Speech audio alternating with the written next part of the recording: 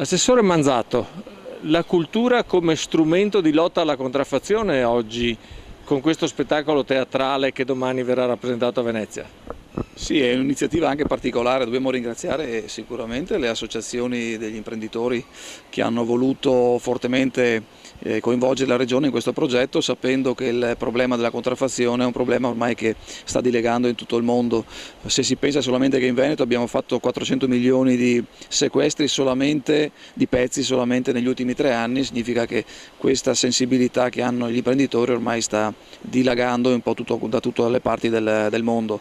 Riteniamo che ovviamente questo tipo di attività, di azione sia innovativa non solamente per la qualità ma anche per la diffusione, perché ci saranno 15 repliche. Perché il consumatore dovrebbe comprare l'originale invece che un fasullo a meno prezzo?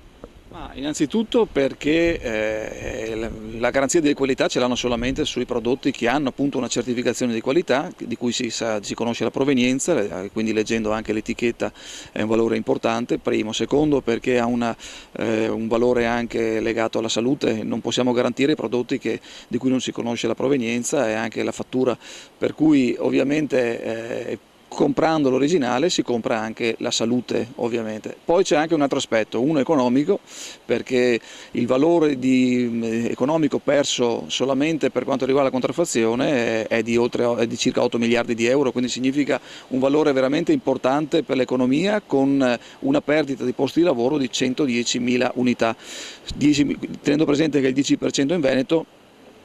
Quindi i calcoli si fanno presto a farli, sono 10.000 posti di lavoro persi in Veneto.